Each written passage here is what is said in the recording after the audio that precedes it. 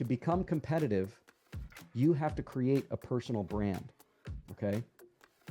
We talked about evidence trumps experience. Evidence is your personal brand. Experience is how many flight hours you have. Okay. Both are going to be on the resume. Let's put it together. So we've moved off of cover letter. We're on our way over to brand. Okay. So what is my personal brand? And in fact, what is brand?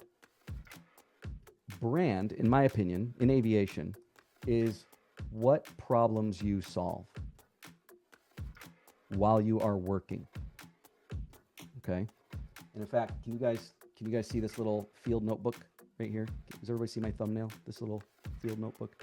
It's a very thin notebook. I keep one of these in my flight bag and in my pocket a lot of times. I track my workouts with it, but I also journal, and I also recommend people keep a journal of these. When you experience a difficulty, a frustration, frustrations are opportunity to build your personal brand. Okay. And like, okay, well, what are the frustrations? There are tons of things in this industry that cause frustrations. Training deficiencies, customer retention. You see people going to other flight schools. You see people going to other companies. You know, the interior of your planes. I remember Macy, she's hiding her video. She should not. In her company, she mentions that the interior of her plane, she's embarrassed about the interior of her planes. Well, customers might go to another place. Hi, Macy. So this could be an opportunity for her. She sees customers bouncing. If she can retain some, now she has something to document. Okay, let's like fast forward through this.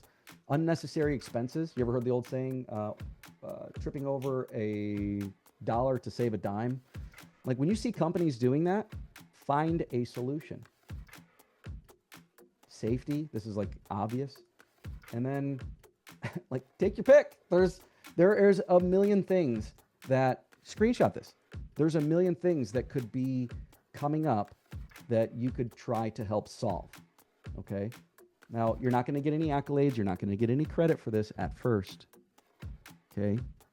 You have to be like the savior on this one. And you have to kind of walk the path with faith that one day it will pay off. Right. And if it doesn't, it doesn't. You helped some people stay alive. You helped some companies save money. So what? Like, good for you. That's what that's part of your job description, right? To be there and make people money. But if you find like if you came up with a solution for all of these, just think of the content for your resume now. Okay. If you started this at 250 hours and by the time you hit 1,500, how many books do you think you would have? Right? If you're the type of pilot to go, oh, that's a pain in my butt, I'm going to clock out and go home. I'm glad I don't have to live with these people. And if you go home with that attitude, you're going to be wondering why you got the thanks but no thanks letter. That's a promise. I see it all the time. Okay. So what you want to do is you want to take information from your training, from your operational experience. Maybe you have some Part 135, 121 experience, and you want to populate that based on the problems you have solved into your resume. We're going to talk about the pages of the resume now, the sections in the resume. You guys have heard 8 seconds, right? The 8-second rule on the bull riding. Common phrase. Coincidentally, it happens to be the same amount of time a recruiter has to find the information they need in order to schedule an interview with you. You have your resume, and you're not allowed to present it. This is going to be walked into their desk, or they're going to pull it from a pile of files, right? The files, like, I'll show you a pile of files here in just a minute. I mean, I've had like 10 of them in here, and it's like, ugh. Imagine having 15,000, right? So your resume has 8 seconds to get its job done. After that, they will move on to your cover letter, letters of recommendation, and then get on their calendar and start scheduling you. Okay?